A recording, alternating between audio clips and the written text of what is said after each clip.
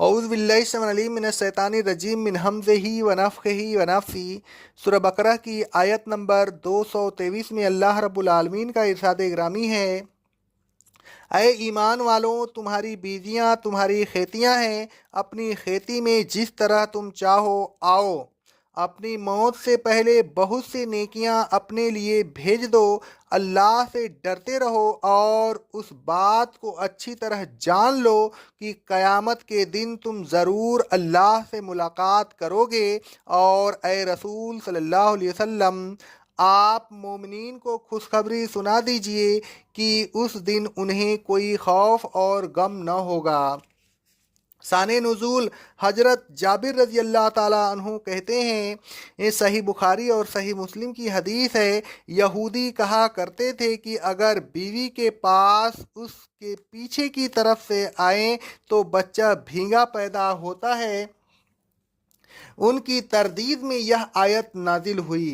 حضرت ام سلمہ رضی اللہ تعالیٰ عنہا کہتی ہیں، رواہ احمد کی حدیث ہے، سند صحیح سے، انصار عورتوں کے پاس پیچھے کی طرف سے نہیں آتے تھے اور یہودی کہتے تھے کہ جو شخص اپنی بیوی کے پاس پیچھے سے آئے تو بچہ بھینگا پیدا ہوگا۔ جب مہاجرین مدینہ آئے تو انہوں نے انصار عورتوں سے شادیاں کیں اور ان کے پاس پیچھے کی طرف سے آنے لگے۔ ایک عورت نے اس معاملہ میں اپنے شوہر کا کہنا ماننے سے انکار کر دیا۔ اس نے کہا، تم ایسا ہرگز نہیں کر سکتے، یہاں تک کہ میں رسول اللہ صلی اللہ علیہ وسلم کے پاس ہو کر نہ آؤں۔ یہ کہہ کر وہ حضرت ام سلمہ رضی اللہ تعالیٰ عنہا کے پاس پہنچی اور ان سے اس بات کا ذکر کیا۔ انہوں نے کہا، بیٹھی رہو جب تک رسول اللہ صلی اللہ علیہ وسلم تشریف لائیں۔ جب رسول اللہ صلی اللہ علیہ وسلم تشریف لائے تو اسے آپ سے پوچھتے ہوئے شرم آئی اور وہ چلی گئیں۔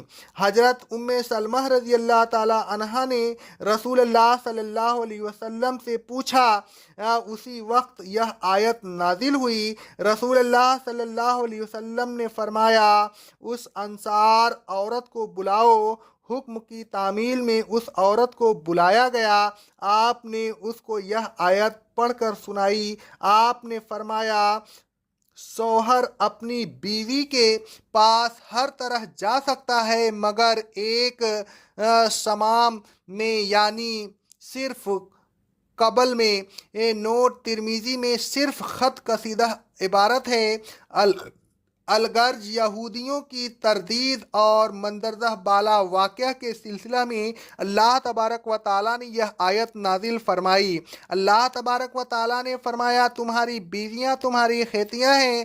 آیت میں کھیتی سے مراد بچوں کی پیدائش ہے، اور کیونکہ بچہ کی پیدائش صرف قبل میں جمع کرنے سے ہوتی ہے، لہٰذا صرف قبل میں ہی جمع کرنا چاہیے۔ رسول اللہ صلی اللہ علیہ وسلم کی مندرجہ بالا احادیث کے الفاظ، لا الا فی شمام واحد، ایسا نہ کرنا مگر صرف ایک شمام میں، اس سے بھی مراد یہی ہے کہ صرف قبل میں جمع کرنا، دبر میں نہیں۔ آیت زیر تفسیر میں دوسری چیز جو اللہ تبارک و تعالیٰ نے بیان فرمائی وہ یہ کہ جمع جس طریقے سے چاہو کرو، ان طریقوں میں سے کسی خاص طریقے کو کوئی اہمیت حاصل نہیں، اہمیت تو نیکیوں کی ہے، لہذا قدموا انفسکم، نیکیاں خوب کرو اور اپنی موت سے پہلے بہت سی نیکیاں اللہ تبارک و تعالیٰ کے یہاں جمع کرو، اور یعنی تمہاری زندگی نیک کاموں میں گزرے، اللہ تبارک و تعالیٰ کی اطاعت میں گزرے۔ اللہ تبارک و تعالیٰ فرماتا ہے سورہ آل عمران کی آیت نمبر 102 میں، اے ایمان والوں، تمہیں موت نہ آئے مگر اس حالت میں کہ تم مسلم ہو، یعنی تمہاری پوری زندگی اسلام کے مطابق گزرے۔ اللہ تبارک و تعالیٰ فرماتا ہے سورہ بقرہ کی آیت نمبر 208 میں، اے ایمان والوں، اسلام میں پورے داخل ہو جاؤ، یعنی اسلام پر پوری طرح عمل کرو، اسلام کے مطابق زندگی گزارنے میں کوتاہی نہ کرو۔ واتقوا اللہ، اللہ تبارک و تعالیٰ سے ڈرتے رہو۔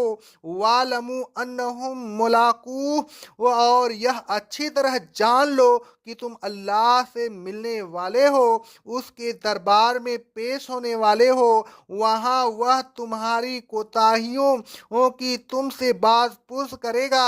اس وقت تمہاری پریشانی کا کیا عالم ہوگا۔ اس پریشانی سے بچنے کے لیے صحیح ایمان کی ضرورت ہے۔ پھر فرمایا وَبَشِّرِ الْمُؤْمِنِينَ، اے رسول صلی اللہ علیہ وسلم ایمان والوں کو خوشخبری سنا دیجئے کہ انہیں میدان محشر میں کوئی پریشانی نہیں ہوگی۔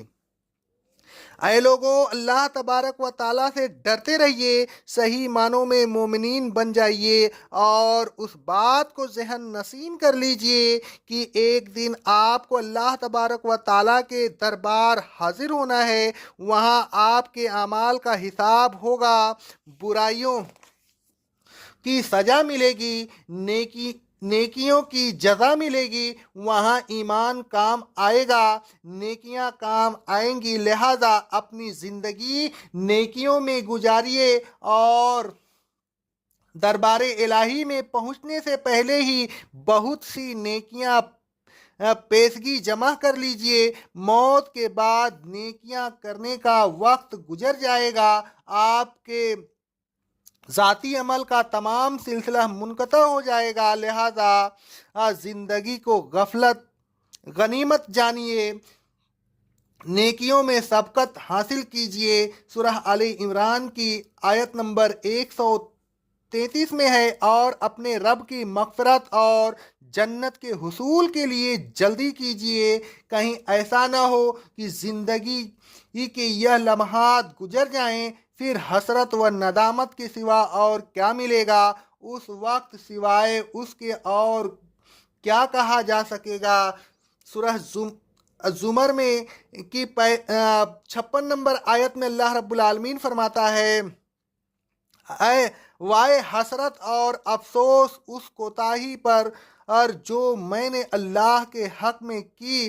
آیت زیر تفسیر میں اللہ تبارک و تعالیٰ نے آپ کو جس طریقے سے آپ چاہیں جمع کرنے کی اجازت دی ہے، لہذا آپ جو طریقہ چاہیں استعمال کریں، لیکن مندرجہ ذیل آداب کا خیال رکھیں۔ اقول قولی ھذا، استغفر اللہ، استغفر اللہ، استغفر اللہ۔